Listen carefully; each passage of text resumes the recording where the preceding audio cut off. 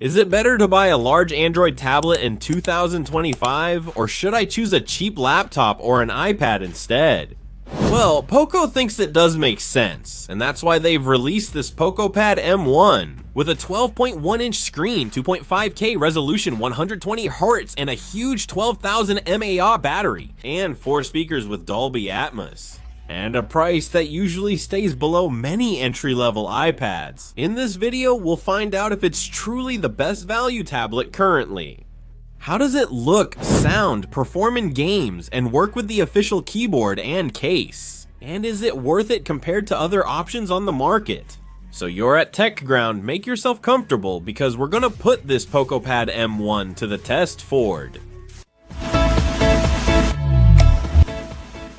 POCO has been playing hard for a while when it comes to power and price with their phones, and now they want to make a place for themselves in the tablet world as well. Along with the POCO F8 family, they've launched 2 tablets. The Pad X1, which is more powerful and perhaps geared toward performance, and this POCO Pad M1, which goes for a large screen, a good battery, and an affordable price for multimedia, studying, or daily use. If you already own a POCO or any Android phone, the idea of wanting this M1 is clear.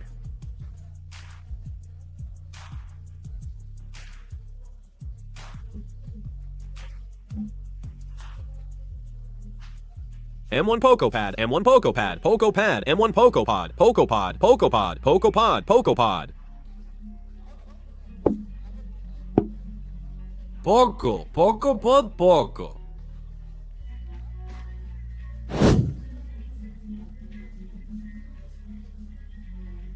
The brand name and the device model. At the top left, the Dolby Vision Atmos seal. On the top edge, we find that it is powered by Xiaomi HyperOS, the surface layer, and on the right edge, it already tells us what kind of tablet we have. 8 GB of RAM and 256 of internal storage inside. A yellow box where we find the POCO Pad M1, which comes well protected with this fabric pouch and a 33W charger. Very little. Here you did include the adapter, a USB-C cable, a tool for the microSD tray, and basic documentation. I also have these 2 official accessories which we'll review later. The POCO Pad M1 cover and the POCO Pad M1 keyboard, which turns our tablet into a kind of mini laptop to make typing more comfortable.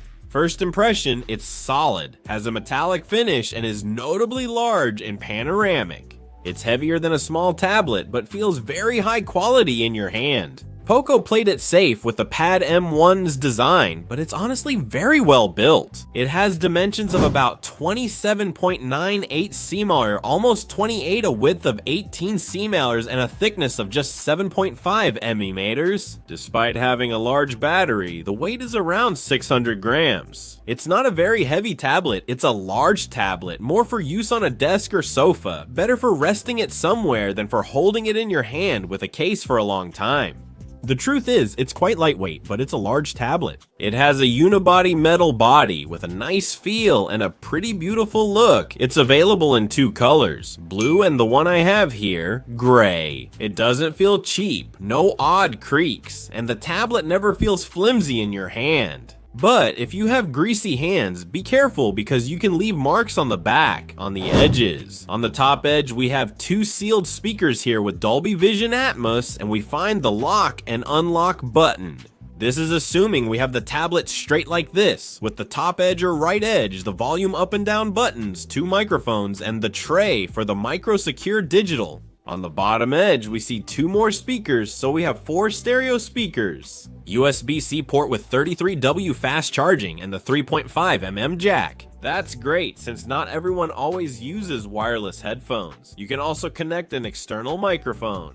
The left side is completely smooth. The edges are very similar to the POCO F8, rounded and flattened, so you don't feel like the tablet is square or that it digs into your hand. The back is smooth with the POCO logo centered, and the module, likely methacrylate, resembles a small glass piece. It has 2 golden rings on the back, one containing the flash and the other the main camera. As for the control surface we have, it's quite large. The bezels aren't excessively wide, and in the center, on the top long edge, we find the front camera.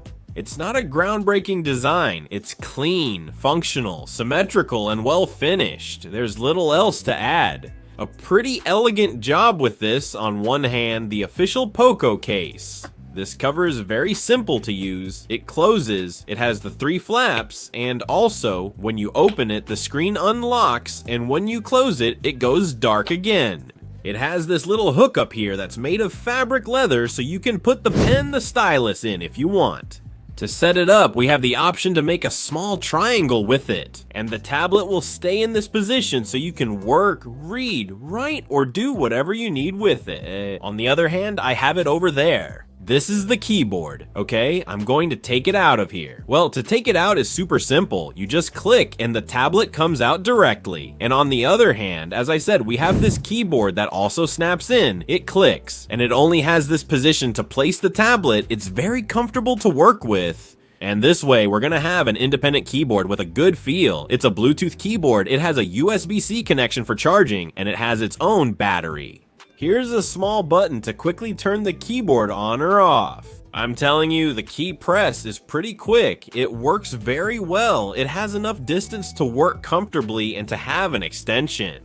And this way, you can use it like a Chromebook or a mini PC to work with it, for office work, studying, etc. It also has this part here that comes with 2 replacements, so you can attach the pen, the stylus, to the fabric loop. As I mentioned, this part only fits in one position and is magnetic, so it stays in place well. The same thing, if we close it, the tablet locks. In this case, it's divided in the back, and it's quite comfortable. And for work, as I said, for the office, it's a pretty tough little case that's gonna protect both the screen and the back. Just like this one I have here. In terms of price, this one I have here, which is the keyboard, is about 100 award on their official website. We're talking about official products. And this other one I have here, which is the one with the little triangle as I call it, is around 40 euros. So I think they're pretty good options if we want an accessory to protect the tablet and we don't want to take any risks. And besides, I would also buy a tempered glass or a screen protector, because the screen already comes with some protection. But we already know that tablets are a bit more sensitive to impacts. Let's talk about performance.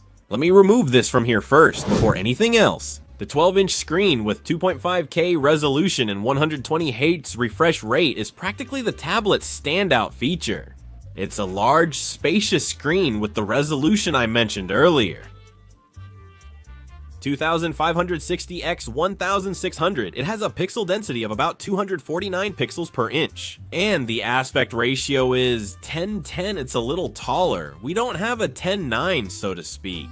Square shaped, up to 120 Hz refresh rate as mentioned, and 1.07 billion color depth. It supports Dolby Vision, which honestly makes the experience much richer.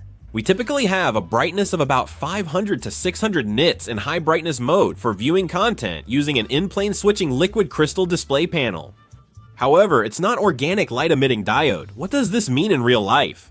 Well, for watching Netflix, for watching Prime Video, it looks really good with very good sharpness and colors that are quite pleasant. Does the 120 Hz give you a feeling? Honestly, for moving through menus, social media, and games, it's pretty optimal. Being an in-plane switching panel, it has no pulse width modulation. It's nothing crazy. It also uses direct current dimming, and it even has triple TUV certification to protect your eyes. It's more comfortable for long sessions, especially studying. So what's inside this little device? A Snapdragon 7S Gen 4 is a 4nm chip with an 8-core central processing unit up to 2.7 GHz and an Adreno GPU. My unit is the one with 8GB of low-power, double data rate 4x RAM and 256GB of universal flash storage to storage. The truth is, it's a pretty fast tablet. As I mentioned, we don't have a high-end chip, it's upper mid-range, but we can expand storage up to 2TB with a micro SD card. POCO reports it scores just over 1 million points on Antutu.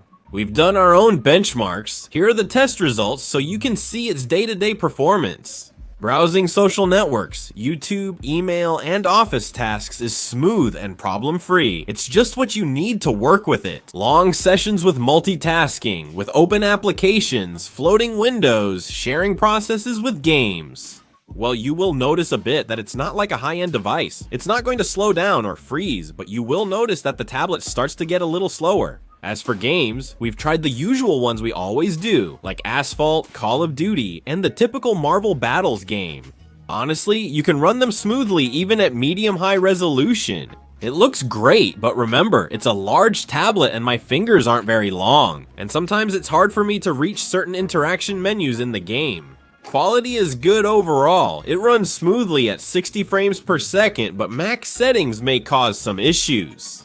Because it's not a tablet designed for gaming, it's more of a tablet meant for multimedia and mixed use, so it's not the ultimate gaming beast. I'm sorry to say that this tablet doesn't go down that path. If you want something more powerful, now you have to go for the X1, which is a higher performance option. With an improved chip and higher end features, plus a 12,000 mAh battery. Honestly, it's a pretty big battery. It's a very large capacity. It has 33W fast charging and up to 27W wired reverse charging. So you can easily use it as a giant power bank to charge other devices, your friends, or your partners. POCO claims over 14 hours of video, 16 hours of reading, and 100 hours of music playback.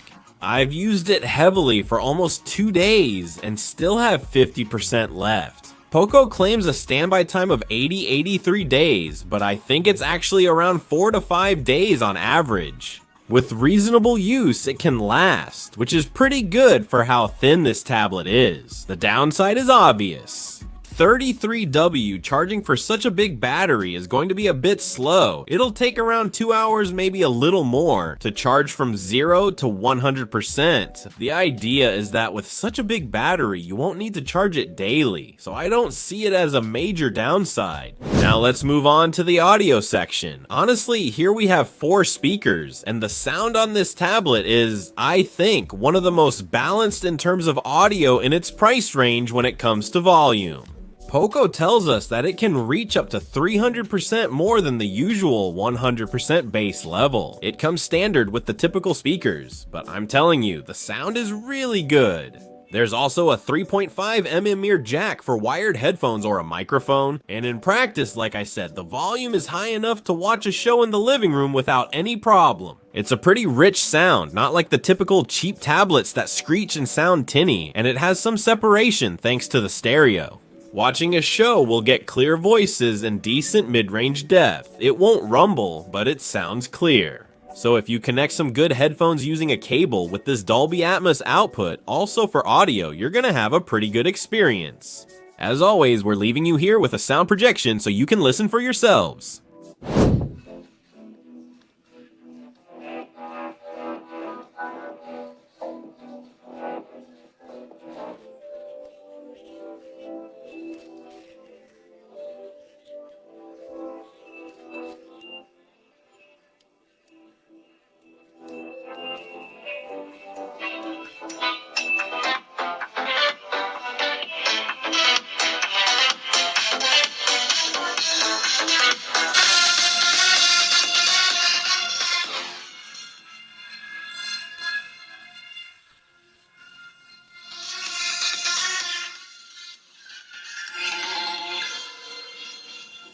Connectivity section. In terms of connectivity, we only have the Wi-Fi version. There's no 4G or 5G, but we do have Wi-Fi 6, which is very good, with good latency, 5.4 for connecting devices, and also for good data transmission, and USB-C 2.0. We don't have video output, nor do we have particularly fast read or write speeds. Did you see I had the cases here? Besides, you'll be able to buy the stylus pen in case you like to draw or want to write on the screen. It's fully compatible, but only the surface layer.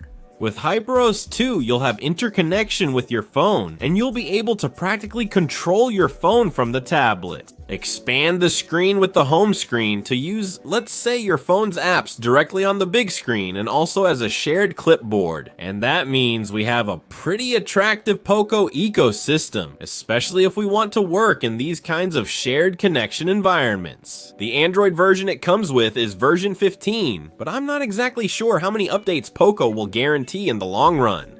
Let's talk about the cameras. The cameras are just enough, sufficient for what it is. An 8 megapixel rear camera records.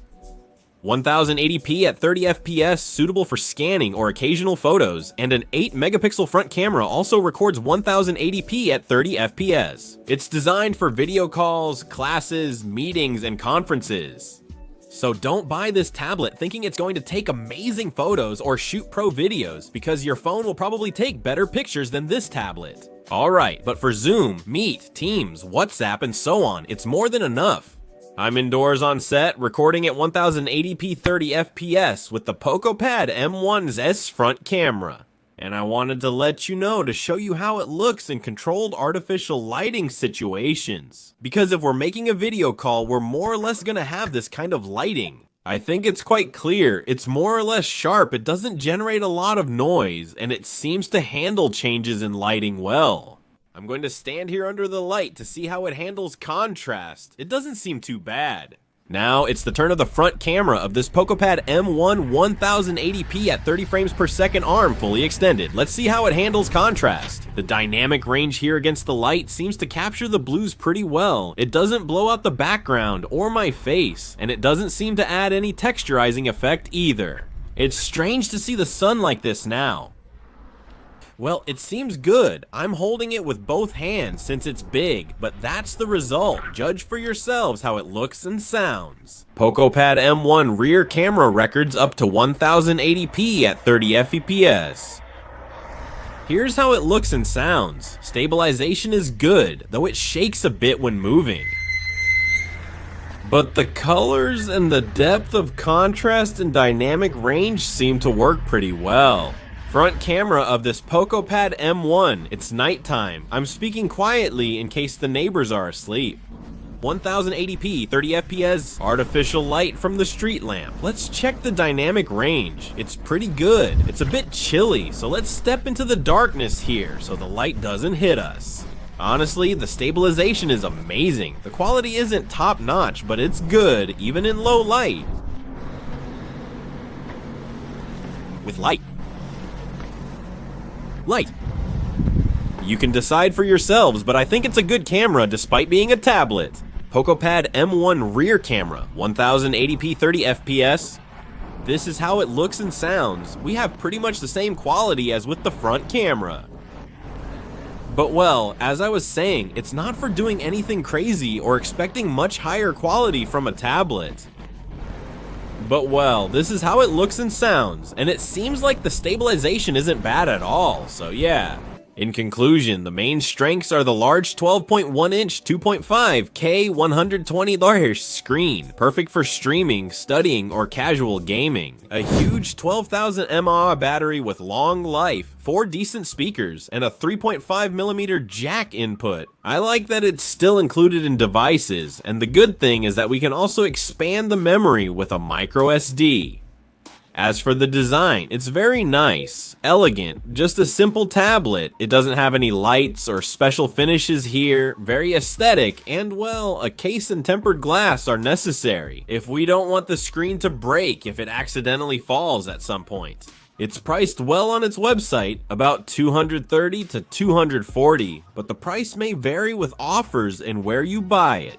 As always, we'll leave the link in the description, and if we have any kind of discount, we'll leave it there too. And what about the weak points? The screen is in-plane switching, not organic light-emitting diode. There's no 5G or fingerprint reader, but facial recognition works well. The performance is decent, but it's not an ultra gaming machine, so don't expect to run games at super high frame rates. It's more for someone who, if you're looking for a large tablet, it's good for watching content, working, being on the go, going to class, taking notes, or having a second screen. Like I said, maybe to expand your ecosystem. If you don't have much and use Xiaomi, it's great for watching or office work. Overall, a tablet for work and multimedia. For something more professional, choose the X1 or a pricier option. That's it. That's all about this POCO Pad M1, a very lightweight, very slim, very nice looking tablet that works wonderfully. You can't find many faults with it because there aren't any. Thanks for making it this far.